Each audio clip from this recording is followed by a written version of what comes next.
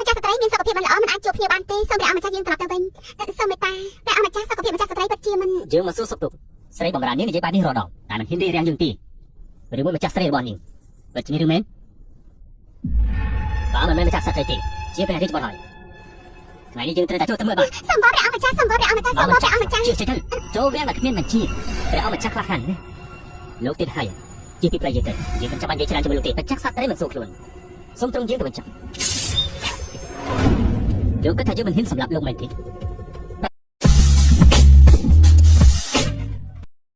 អាក៏ជាហ៊ានត្រង់មិនខ្លាចដេកមិនខ្លាចដីទេតែបើហ៊ានមកពីនេះបញ្ជាចូលវាំងលោកត្រូវរំលងសាកសពយើងសិនបើលោកចង់ស្លាប់ខ្លាំងណាស់ហើយយើងនឹងមកពេញបំណងលោកមើលតាណាហ៊ានធ្វើ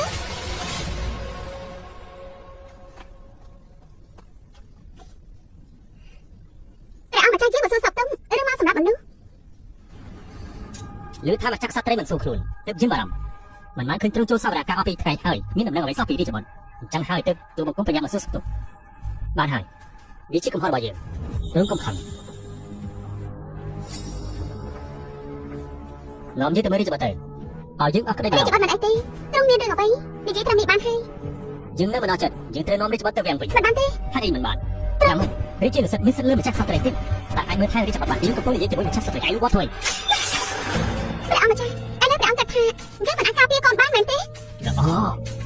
យើងមិននាំគេទៅទេហេតុអីក៏ទ្រង់ធ្វើបែបនេះ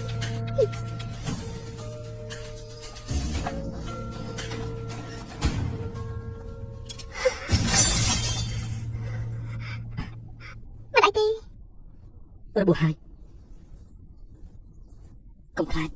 ម្ចាស់ស្ត្រីក៏របស់ទ្រង់របួសហើយខ្ញុំម្ចាស់ទៅរកពេទ្យលួងមកពីនិនមិនអីទេវាសះស្បើយហើយហ៎សះស្បើយលឿនម្ល៉េះយូហ្វាំងខ្ញុំបានធ្វើតាមអ្វីដែលបាននិយាយហើយវាក៏ជោគជ័យហើយដែរអាចនាំសាហូទៅសម្រាប់បានហើយដែរ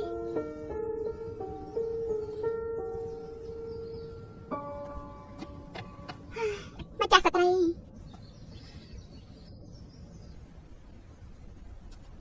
ចាស់ស្ត្រីថ្ងៃនេះទ្រង់យើងមកតាន់ពេលណាស់បែរតែលោកគ្រូជារូជាត្រង់នេះបានទៅហើយតែលោកគ្រូជារូពិតជាក្លាហានណាស់សូម្បីតែថាឲ្យព្រះរាជានុសិទ្ធរំលងសាកសពរបស់ខ្លួនក៏ហ៊ាននិយាយដែរមិនខ្លាចស្លាប់ទេ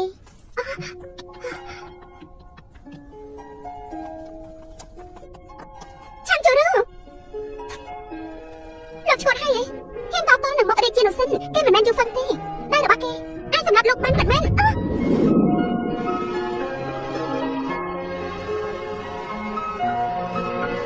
ទ្រង់ក៏ថតកាពីទុំគុំដែរយកខ្លួនបាត់ដែរចុះបើចឹងជាខ្ញុំសួរនឹងទោះបីជាសាហូជាបុត្ររបស់រាជានុសិទ្ធក៏ដោយលោកនៅសុខចិត្តស្លាប់ដើម្បីជាបុត្រទេទុំគុំនឹងថាគេជាបុត្រទ្រង់ចង់ការពីគេទុំគុំក៏ការពីគេដែរមនុស្សល្ងង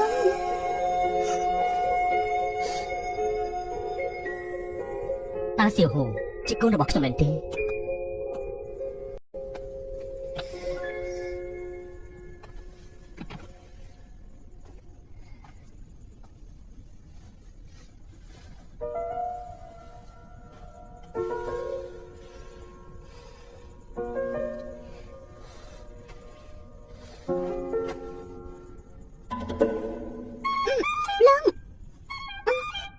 អាកាសធាតុត្រជាក់ខ្លាចទ្រង់ប្រាសាទ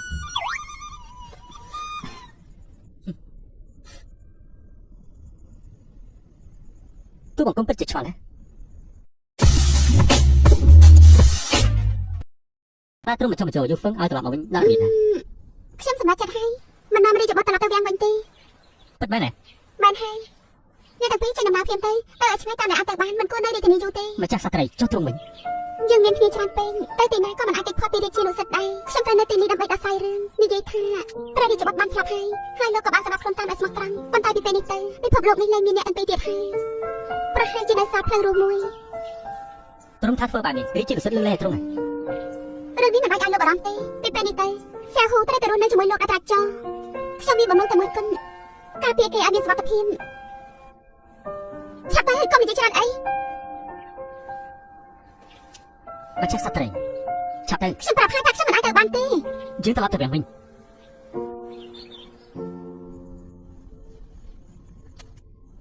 លោកសន្យានឹងខ្ញុំទៅក្រៅកុំធ្វើរឿងបថុយបែបនេះទៀត អញ្ចឹងទ្រង់ក៏ធ្វើសន្យានឹងទុំគុំដែរឯកាលមិនត្រូវធ្វើរឿងប្រថុយបែបនេះទេ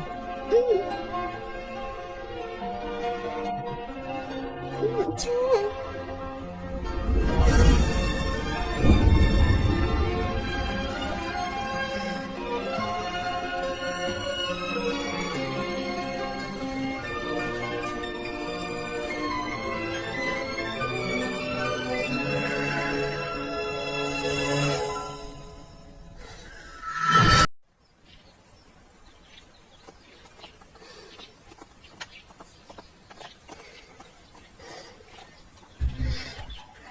កុំអារម្មណ៍អីលើនេះខ្ញុំមិនបានមកដំណាប់បត់ពីទ្រង់ទេ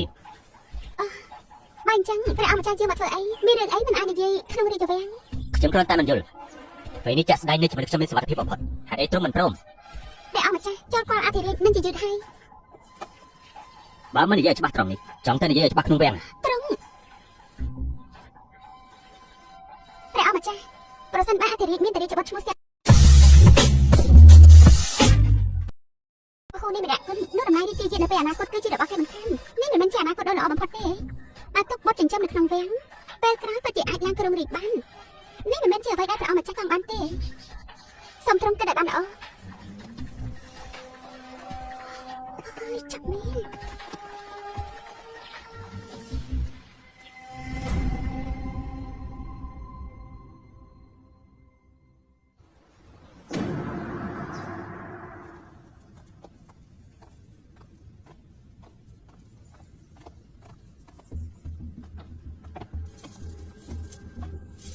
ពិតជាចៃដន្យមែនព្រះមេដានិងម្ចាស់ពូមកយឺតព្រមគ្នាមិននឹងថាមានរឿងអ្វីសំខាន់ដែលធ្វើឲ្យម្ចាស់ពូមិននឹងយឺតពេលចូលគាត់ គ្មានអ្វីទេចៃដន្យទេ ថ្ងៃនេះទូបង្គំពិតជាមានរឿងចង់គាត់ហើយជារឿងមិនទាន់ទៀតផងសូមម្ចាស់ពូមានបន្ទូល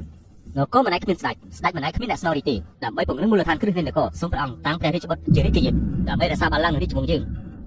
អាយចង់ឡើងតាំងរាជមិនលឿនឡើយអូមិនហើយមានរឿងមិនហើយ ខ្ញុំគួរតែប្រាប់ព្រះរាជបុត្រជាគាត់យកវាធ្វើជាការពិន រាជជានិស្សិតប្រហែលជាវង្វេងហើយឥឡូវព្រះមហាក្សត្រមិនទាន់មានមហេសីផងបានបត់មកពីណាទៅរឿងកូនប្រសើរជាម្ដាយណាក៏ដឹងដែរបើតែតាំងឥឡូវនេះចុះអនាគតព្រះមហាសីណាទៅលោកជើងជឿរោនិយាយមានហេតុផលយើងយល់ស្របរាជវាំងមិនឯគ្មានស្ដេចបានទេរឿងបន្តបំផុតឥឡូវនេះគឺរៀបអភិសេកនឹងជ្រើសរើសព្រះមហាសីឲ្យព្រះអង្គម្ចាស់ពូមានភក្ដីភាពចំពោះយើងណាពិតជាធ្វើឲ្យយើងរំភើប ព្រះមហាសីជាមេដានៃនគររឿងតាក់ទងនឹងមូលដ្ឋានគ្រឹះនៃនគរគឺសំខាន់ណាស់ព្រះអង្គម្ចាស់គួរតែយកកម្លាំងរបស់ខ្លួនទៅជួយកិច្ចការរាជការរបស់ព្រះមហាក្សត្ររីឯកិច្ចការក្នុងវាំងគ្រាន់តែប្រគល់ឲ្យយើងគ្រប់គ្រាន់ហើយ ម្ចាស់ក្សត្រីខិតខំមើលការខុសត្រូវកិច្ចការដំណើរអស់ច្រើនឆ្នាំហើយសុខចិត្តជួយព្រះមហាក្សត្រពិតជាជំរឿនដែលស័ក្តិសមបំផុតព្រះអង្គម្ចាស់យល់យ៉ាងម៉េចបើព្រះមេដាយកប្រតិទុកដាក់បែបនេះពិតជាល្អបំផុតបានហើយរឿងនេះចាប់ត្រឹមនេះកាលពីមុនពូស៊ីយន់ហ៊ានលើកទ័ពមកវាយលោកព្រំដែនខាងត្បូងរបស់យើងឥឡូវនេះស្ថានភាពនៅព្រំដែនយ៉ាងម៉េចទៅហើយក្រាបទូលព្រះមហាក្សត្របន្ទាប់ពីកងទ័ពទ័ររបស់ស៊ីយន់បានវាយប្រហារបានសម្រេចហើយឥឡូវបានដកថយទៅប្រមូលព្រំទ័ពនៅព្រំដែនហើយជិញ្ជន់បានក៏ហៅទ័ពទាំងពីរផ្នែកត្រឡប់ចូលបន្ទាយជាបន្ទាន់ត្រៀមខ្លួនជាស្រេចតាមការបានស្មានរបស់មេទ័ពបើសង្គ្រាមមានប្រហែលជាមិនត្រឹមតែមួយថ្ងៃឬពីរថ្ងៃទេហើយជិញ្ជន់គឺជាសសរគ្រឹះនៃនគរយើងនឹងចេញទៅពិនិត្យដោយផ្ទាល់នៅសមរភូមិដើម្បីលើកទឹកចិត្តកងទ័ពទង្វើរបស់ព្រះមហាក្សត្រល្អណាស់ប៉ុន្តែធ្វើតាមអ្វីដែលទូបង្គំដឹងនោះហើយជិញ្ជន់មានកូនស្រីម្នាក់ឈ្មោះថាឌីងអឺមានចំណេះដឹងនិងសិលធម៌ល្អណាស់រូបសម្បត្តិក៏ល្អខ្យល់ដែរតែនៅក្បែរពុករងទុកលំបាកក្នុងសង្គ្រាមសម្រាប់ហើយជិញ្ជន់វិញគឺជាបន្ទុកមួយដែរទូបង្គំយល់ថាសូមគោរពអញ្ជើញនាងមកកាន់រាជធានីដើម្បីតែងតាំងជាព្រះមហាសីទី1អាចដោះស្រាយបញ្ហាជ្រើសរើសព្រះមហាសីឲ្យព្រះមហាក្សត្រទី2នោះអាចធ្វើឲ្យហើយជិញ្ជន់នឹងអស់កង្វល់លើកទឹកចិត្តគាត់បន្តទៀតការពីព្រំដែនជឿហត់ហើយបញ្ចប់ការប្រជុំស្វាយបង្គំព្រះមហាក្សត្រ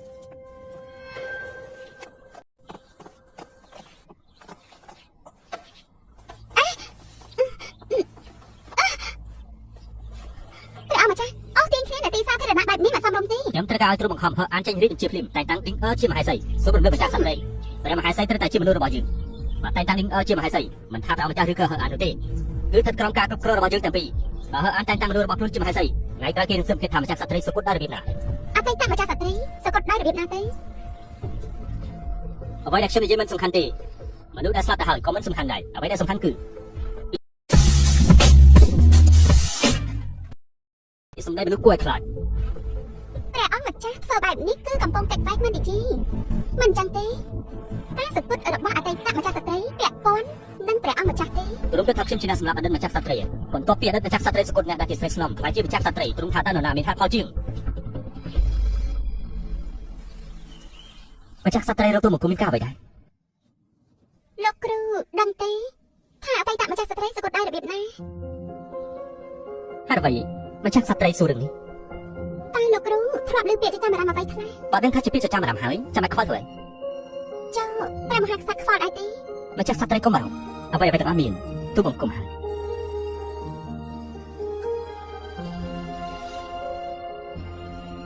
ចូលរឿងដេញអ៊ីចាំមិនហើយ មើលទៅពេលនេះឌីងអឺពិតជាមនុស្សរបស់រាជានុសិទ្ធមែន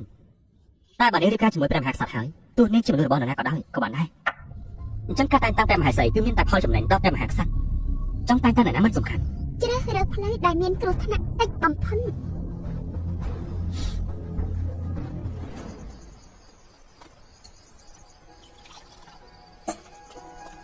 យប់នេះជាថ្ងៃពេញបរមី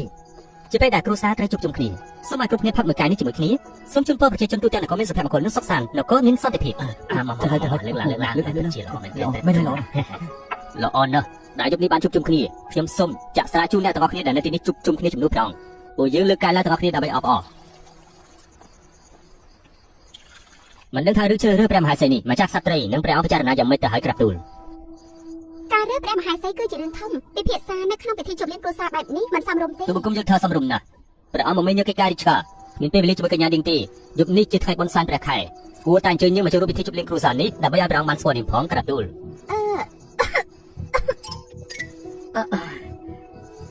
យើងស្រាប់តែឈឺក្បាលប្រហែលជាផឹកច្រើនពេកហើយពួកយើងក្រាបនាំយើងទៅវិញទៅព្រះអង្គមិនទាន់ឆ្លើយទៅបង្គំផងព្រះអង្គស្វឹងទៅហើយគួរតែឆ្លៀតឱកាសនេះយប់នេះនាំកញ្ញាឌីងទៅបន្ទប់ដើម្បីថ្វាយការបម្រើដល់ព្រះអង្គទៅ ព្រះអង្គម្ចាស់រឿងនេះមិនបាន មានអ្វីមិនបាននោះទេសម្រាប់បែបនេះហើយយប់នេះពលឺព្រះច័ន្ទល្អ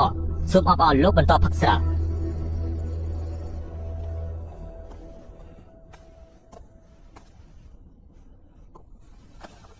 អត់ឯព្រះអង្គជាមកទីនេះយើងជាស្ដេចនៃនគរជាម្ចាស់លើពិភពលោកទោះជាគ្មានទីចំណុចក៏ដោយទោះបីជាគ្មានក៏ជាកំហុសទុំគុំដែលគ្មានសមត្ថភាពធ្វើឲ្យព្រះអង្គលំបាកហើយណាប៉ុន្តែទុំគុំគិតថាឌីងអឺមិនមែនជាមនុស្សអាក្រក់ទេតែថ្ងៃនេះព្រះអង្គជួបគាត់ហើយមានអារម្មណ៍យ៉ាងម៉េចដែរតើឲ្យយើងមានអារម្មណ៍យ៉ាងម៉េចទៅយើងខ្លាចតែមើលនាងម្ដងទៀតនាងនឹងនៅជាប់យើងទោះព្រះអង្គចង់មកព្រះមហាក្សត្របានណាអ្នកណាក៏បានដែរកុំឲ្យជាមនុស្សរបស់ម្ចាស់ពុះឥឡូវឌីងអឺមកដល់ទីនេះហើយអញ្ចឹងពេលក្រោយនាងក៏អាចជាមនុស្សរបស់យើងដែរមែនទេព្រះអង្គលោកគ្រូចាំបានថាឲ្យយើងធ្វើតាមម្ចាស់ពុះទូបង្គំគ្រាន់តែយល់ថាមានតែព្រះអង្គទេដែលអាចតែងតាំងព្រះមហាក្សត្រទើបមានឱកាសគ្រប់គ្រងខ្លួនឯងបាននឹងបានរួចផុតពីការគ្រប់គ្រងរបស់រាជានុសិទ្ធតែយើងនៅតែខឹងមិនខ្វល់ទេយើងមិនធ្វើទេថ្ងៃនេះយើងផ្ទុំទីនេះចុះទូបង្គំនៅកន្លែងណាលោកចង់ដេកណាដេកទៅ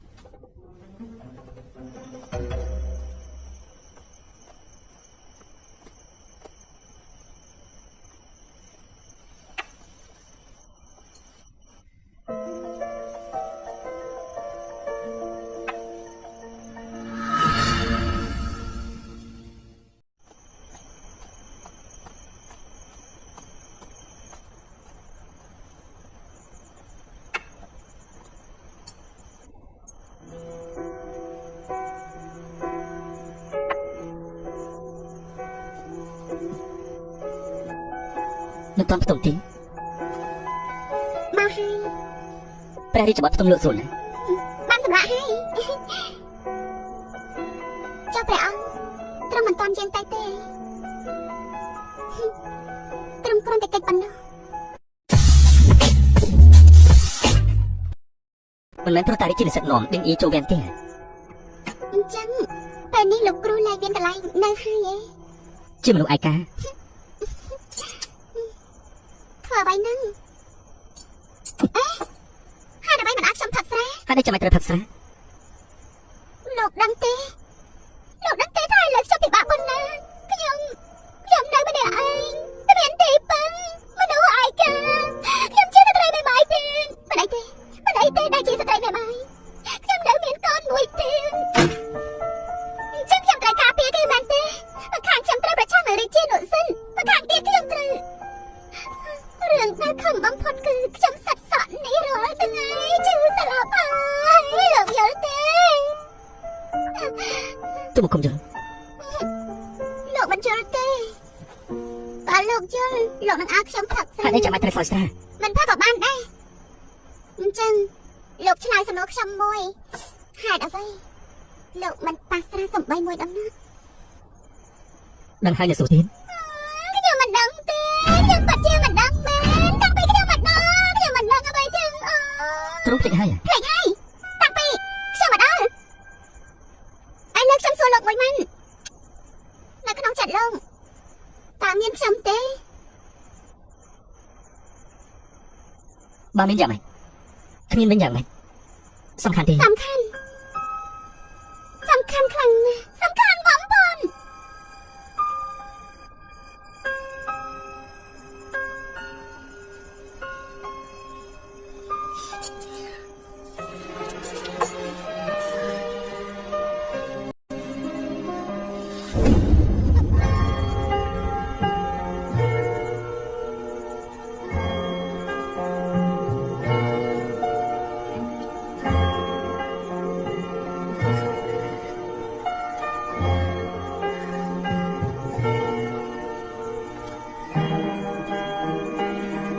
ហើយដើម្បីចាំបាច់បង្ខំទូបង្គំផឹកស្រាទូបង្គំកំពុងតាមស្រាទូបង្គំឃើញទ្រង់ពិបាកណាស់ទ្រង់មិនយល់ទេទ្រង់គិតថាទូបង្គំមិនចង់ឲ្យមិនចង់ឃើញទ្រង់ទេទ្រង់គិតថាតាមប្រយោគនៅក្នុងបណ្ណាល័យនោះមកទូបង្គំមានថ្ងៃណាដែលមិនគិតដល់ទ្រង់ទេ បណ្ណាល័យចឹង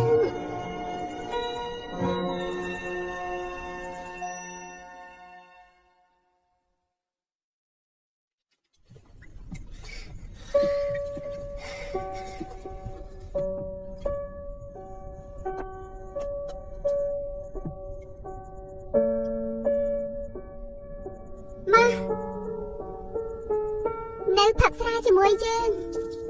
ផឹង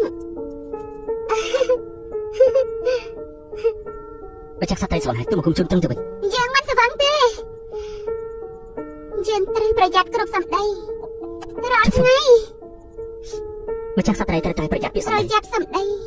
ហើយអ្វីយើងត្រូវប្រយ័ត្នពាក្យសម្ដីយើងប្រយ័ត្នគ្រប់ពាក្យសម្ដីរាល់ថ្ងៃយើងប្រាប់លោកមិនយល់មិនឆាន់យើងនឹងបណ្ដេញព្រះអង្គចេញហើយដណ្ដើមអំណាចមកវិញ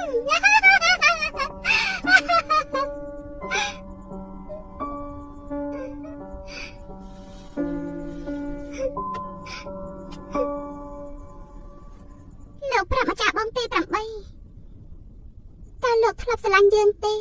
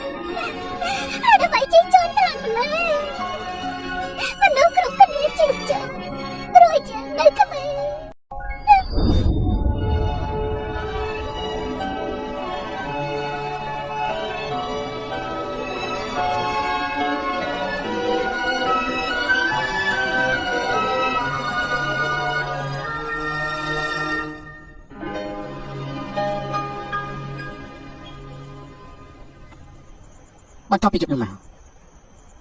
បើចាក់សត្វត្រីនៅក្នុងចិត្តទូបង្គំមិនអាចភ្លេចបានទេ បើសិនខ្ញុំប្រាប់លោកថាខ្ញុំពេលនេះគឺជាខ្ញុំ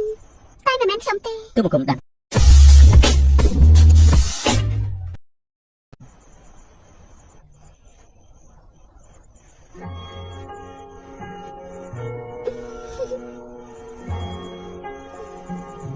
ចឹងតែលោកសុខចិត្តនៅជាមួយខ្ញុំដែលជាខ្ញុំឥឡូវនេះទេ ទូបង្គំសុខចិត្តទូបង្គំសុខចិត្តធ្វើគ្រប់យ៉ាងដើម្បីទ្រង់គ្រាន់តែឥឡូវរៀបបលារបស់ព្រះអង្គមិននឹងនៅទេបើទូបង្គំគិតតែរឿងស្នេហាទុតថាតើទ្រង់នៅស្រឡាញ់ទូបង្គំទេអញ្ចឹងហើយបន្ទាប់ពីយប់នោះទូបង្គំមិនផឹកសារទៀតទេគឺខ្លាចស្រឡាញ់ហើយមករកទ្រង់នឹងទូបង្គំមានគំនិតដូចជាមាននឹងណៃបើមិនមែនដោយសារស្រាទេទូបង្គំក៏មិនជាប់ច្បាប់ស្នេហ៍ដែរ លោកខុសហើយបានម្ចាស់ស្ត្រីសុកចិនតើនរណាហ៊ានថានេះជាអ្នកទោសស្នេហ៍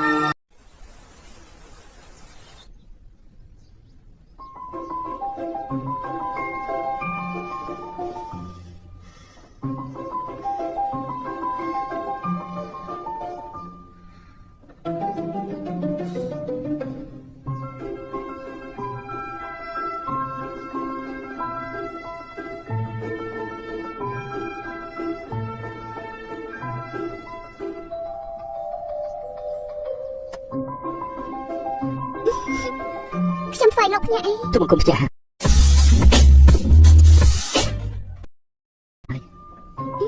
អញ្ចឹងតែលោកស្ដាយក្រោយទី ទូបង្គំស្ដាយក្រោយអ្វី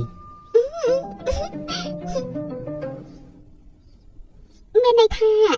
លោកដឹងតាំងពីដំបូងមកថាសាហ៊ូប្រហែលជាកូនរបស់លោកទើបលោកហ៊ានលះបង់ជីវិតជួយគេ ទូបង្គំជួយសៀវហូព្រោះគេជាកូនរបស់ទ្រង់ ចុ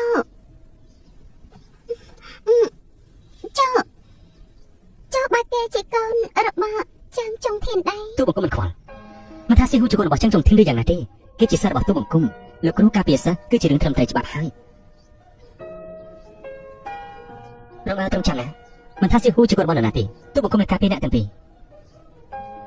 ភាពឈឺចាប់ទាំងអស់ដែលទ្រង់ទទួលទូបង្គំដោះស្រាយជូនទ្រង់ បើមានថ្ងៃណាមួយព្រះអង្គចង់សម្លាប់ខ្ញុំដើម្បីសងសឹកមេដាទ្រង់ មិនបានទេទូបង្គំជួយទ្រង់បកស្រាយការយល់ច្រឡំទាំងអស់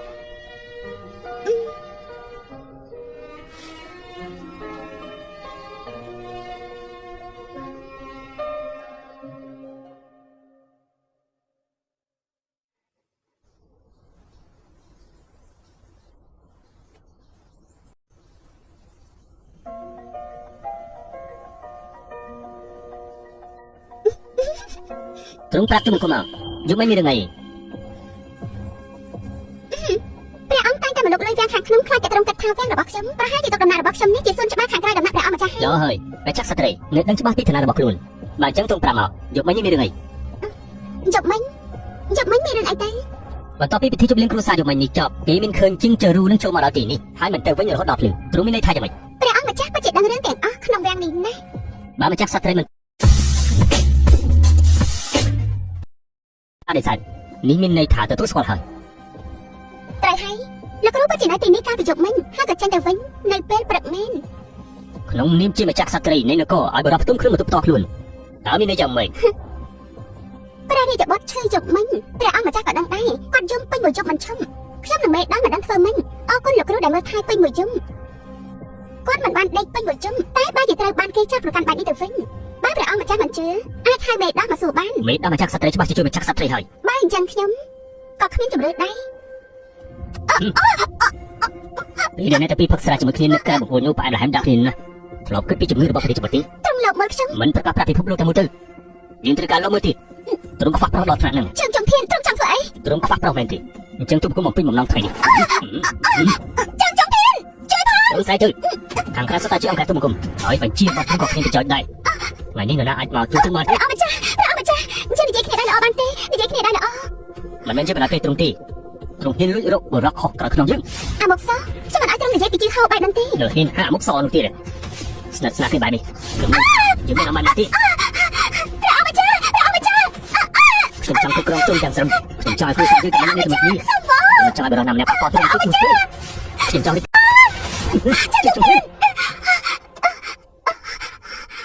ចាំជឿរូហើយហ៊ានមកឲ្យខ្លួននៅចំពោះយើងទៀតហើយប្រចាំយើងម្ដងហើយម្ដងទៀតមិនគ្រប់ទេថែមទាំងមកដេកជាមួយស្រីយើងទៀតថ្ងៃនេះយើងនឹងសម្លាប់ឯងដើម្បីកុំឲ្យឯងទៅភ្នែកយើងទៀតម្ចាស់ពុកកំពុងធ្វើស្អីហ្នឹងយើងឆ្លងថាហេតុអ្វីម្ចាស់ពូនឹងមេដាមិនចូលសវនកម្មព្រឹកនេះបើជាមិននៅទីនេះទាំងអស់គ្នាទោះថាយើងចាំទៅព្រះអង្គថ្ងៃនេះម្ចាស់សត្រីត្រូវបានគេមើលងាយបែបនេះសូមព្រះអង្គរកយុទ្ធធម៌ឲ្យម្ចាស់សត្រីផងហេតុអីលោកគ្រូនិយាយការពីព្រះមេដាបែបនេះលោកគ្រូថាជាមនុស្សបរិសុទ្ធចុះហេតុអ្វីរងការមើលងាយបែបនេះ ល្អណាស់នេះជាការបន្ទោសអ្នករងគ្រោះហើយខ្ញុំនៅក្នុងដំណាក់ផ្ទាល់ខ្លួនរបស់ខ្ញុំត្រូវមានកិត្តិយសបែបណាទៀតចេញទៅទាំងអស់គ្នាចេញទៅ រឿងថ្ងៃនេះយើងទុកនៅត្រង់សិនចាំមើលជឹងជំធានធ្វើតាមដែលយើងនិយាយទេទ្រង់កុំបារម្ភ ខ្ញុំមិនអីទេខ្ញុំចង់នៅម្នាក់ឯងបន្តិចចេញទៅខ្ញុំមិនអីទេ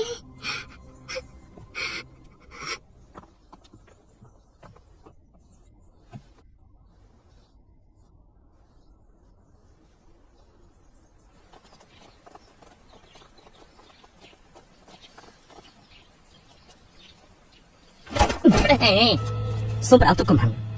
ចាំមិនដឹងថាលោកគ្រូផ្លាស់ប្ដូរចិត្តតាំងពីពេលណាទេហ៊ានតែចោលខាងមេដានឹងម្ចាស់ពូទូបង្គំមិនហ៊ានទេទូបង្គំគ្រាន់តែមិនអាចមើលឃើញចាស់ស្ត្រីត្រូវទទួលបានលោកគ្រូតើជឿឬមិនជឿយើងប្រាប់លោកគ្រូយូរហើយ ថាព្រះមេដានិងម្ចាស់ពូមានទំនាក់ទំនងគ្នាឥឡូវពួកគេធ្វើពុតជាម្ចាំងប្រហែលជាខារបស់ពួកគេទៅពីហើយព្រះអង្គទូមកគុំអាចធានាថាម្ចាស់សត្វត្រីនឹងរីជានិស្សិតគ្មានទំនាក់ទំនងលុយលាក់ទេឥឡូវគុំក៏កើតមកហើយលោកធានាមានប្រយោជន៍ស្អីទៅឥឡូវពិតជាមានផុសតាមបញ្ជាក់ថាព្រះរាជបុត្រជាឈាមជ័ររបស់រាជានិស្សិតទេមែនទេបើមិនមែនជាឈាមជ័ររបស់ម្ចាស់ពូតែជារបស់នរណាទៅឬមួយក៏ជារបស់យើងទៅពីព្រះអង្គសូមប្រយ័ត្នពីសម្លេងមកពីយើងខឹងពេកកុំប្រកាន់លឿនព្រះអង្គនិយាយឲ្យខ្លីទៅទោះជាពិតឈាមជ័ររបស់រាជានិស្សិតក៏មិនដែរព្រះអង្គអាចយកមកធ្វើជាចំណាប់ខ្មាំងបានចំណាប់ខ្មាំងវិធីនេះមិនត្រឹមតែចាប់ចំណុចខ្សោយរបស់រាជានិស្សិតទេយើងក៏អាចគ្រប់គ្រងស្ថានភាពវិញបានដែរចុះឌីងមកវិញម្ចាស់ពូតាមជាប់បាននេះតើគួរធ្វើយ៉ាងម៉េចព្រះអង្គកុំអារម្មណ៍អីរឿងសំខាន់បំផុតគឺរឿងព្រះរាជានិស្សិត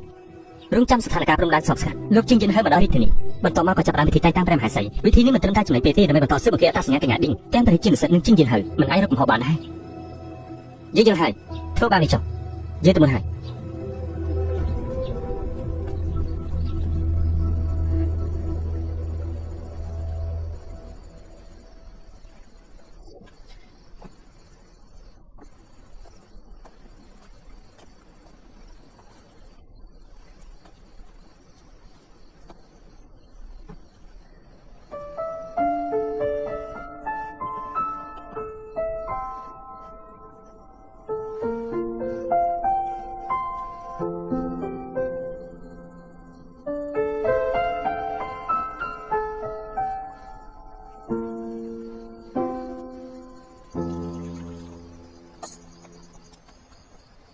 ព្រះអង្គម្ចាស់